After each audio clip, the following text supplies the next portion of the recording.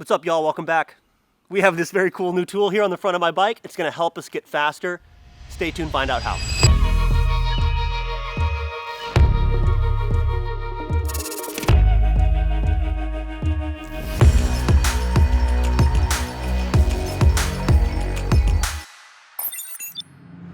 Okay, so it's called the Aero Sensor. Now, full transparency, they sent me this unit to demo, to review, to test. It's not an advertisement or anything like that. I just nerd out when it comes to cool new tech like this, especially if it can make us faster. So let's talk about how it works really fast. This unit up front, this measures wind speed. Takes that information, combines it with your power meter, combines it with your speedometer, sends all of that into your head unit, and in real time, you can see what your CDA number is. What on earth is CDA? That is your coefficient of drag. So it is the number one thing us cyclists fight against. It's the number one thing that's preventing us from going faster is, as you can probably hear it right now, it's a windy day, is wind, it's drag. It's us having to force our way through the air. And what this is gonna allow us to do is test different positions and find out how we can lower that drag, meaning we can go faster for the same amount of power. So I'm gonna run 3 tests, actually maybe 4 tests. I'm gonna change my position on the bike.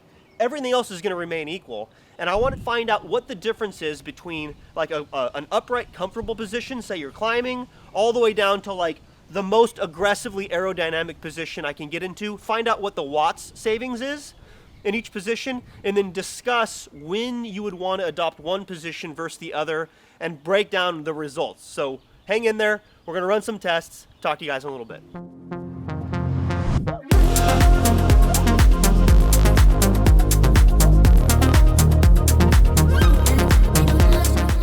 Yo, what's up guys? Future Jeff here, editing this video, and one thing I completely failed to mention is the aero body. It's this contraption that sits on my stem and it measures the distance to my head and to my torso. And this keeps me honest, right? So this is gonna be a lot more important in future videos when we're comparing things like, helmets or wheels or tires or whatever. But I want to tell you guys the actual like centimeter difference between these positions that I adopted in this video. So take a look for that in the results, which we're gonna get to in a second. But first, a quick message from the sponsor of today's video, BetterHelp. It's an online platform designed to connect you with a licensed therapist who is trained to listen and to give you helpful, unbiased advice. Just like the name suggests, this is a better alternative to more traditional methods of, making an appointment, finding time in your schedule, going to an office. And what BetterHelp does is makes all of this accessible with whatever platform you find most convenient, knocking down the barriers between you and your mental health. So if that's over email, if that's over a video call, even if that's over text messaging, these are all options available to you through the BetterHelp platform. Join the millions who have already found success in improving their mental health. Take an additional 10% off your first month of therapy with the code NorCalCycling. I'll leave a link down in the description. So thanks again to BetterHelp for sponsoring this video. Now back to the content. All right, we're back. We have data. I am so stoked about this, you guys. I'm gonna try my best not to nerd out for too long about the data. I'm just gonna try to tell you what it is and what it means and how it applies to your riding to make you faster. So the first thing I'm gonna do is show the data right here. I'm looking at it on my screen. This is the result of the testing today. I did 6 different runs, each run comprised of 4 tests, so we have good data. You'll notice that the first one and the last one are the same. And, oh boy, is it confidence interval, confidence level? It's been a long time since I've taken statistics.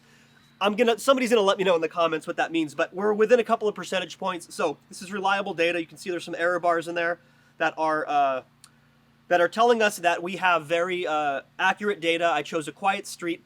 Again, I'm not gonna go into details here. That could be a whole video by itself. If you guys wanna learn more about how this equipment works, drop a comment down below. But here's the data in CDA numbers. This is meters squared is the unit. I realize this doesn't mean a whole lot, so we're gonna convert that to watts. And we're going to do some scenarios to talk about when you adopt certain positions. First, let's talk about what each position was. The first one is my normal position, is what I'm calling it. I did these runs without even thinking about my position, the first and the last. It is just the position I adopt all the time. The next one, I'm calling it the climbing position. I wasn't standing. Everything was seated. I wasn't on the tops. I was still on the hoods, but I was upright as if I were climbing, which was a weird thing to do on a flat piece of road. But I wanted to see, what are the effects. The next one, Cat 5, is it's the novice position. It's what I see a lot of Cat 5s, new racers, myself included, when I started racing, adopt this position. It's not optimized. It's not paying attention to aerodynamics. You can see it's very similar to the climb. Again, we're going to talk about the numbers, what they actually mean. And then the next one, I went to drops. So this is my crit racing position.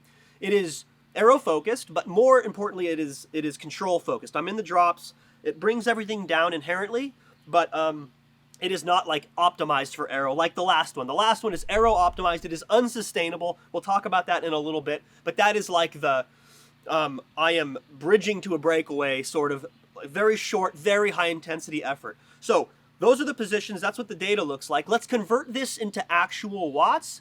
And I want you guys to understand like when to adopt these positions. So let's just dive right into it. All right, scenario number one, you're climbing a hill at 10 miles an hour. Sorry for the kilometer metric folks out there. I can't do both. We're going to stick with miles an hour. 10 miles an hour is like a decent pace at, 6-7% climb. Here we learn that even the climbing position compared to like the in the drops crit position, we're not saving hardly anything. It's 4 watts for the same amount of power. So what we learn here is that aerodynamics don't really matter at these lower speeds, 10 miles an hour. So think about what's most comfortable, what's most sustainable, where you can get the most power out of your position, because aerodynamics doesn't matter. We kind of knew that. So let's move on to this novice position, Cat 5. Okay, so in the second scenario, you're a novice, you're new to racing, maybe it's your first race as a Cat 5. The field's going about 20-25 miles an hour. Now you're mid-pack, so let's not forget, when you're mid-pack, about half of that drag is being dealt with by the riders in front of you. So you're only feeling about 10, maybe 15 miles an hour of wind. And in that case, really, even there, your aerodynamics doesn't play this huge role like people think. Mid-pack, I found this kind of surprising actually. If you go from the novice position to my crit position in the drops, you're only saving about 7 watts. So unless you're right up against it, you're right close to threshold sitting mid-pack, these numbers aren't huge. It's not going to make that big of a difference until you want to win the race. Because at a certain point, you have to leave the draft, right? So if you're going to be off the front and you're going 20-25 miles an hour, now we're talking, look at that, look how big of a jump. Now we're going 25 to 50 watts saved. All just for dipping your head, right? If you're going 25 miles an hour, that's 50 watt savings just by getting in the drops, dipping your head a little bit. You're going to be saving a lot of power. This is enormously consequential. This means that you have fresh legs for the sprint. So that's when it matters the most. Let's talk about some of these more aerodynamic positions next. Okay, the last scenario I want to talk about is the difference at high speeds between my, crit position in the drops, aerodynamic, versus like the extremely aero optimized position.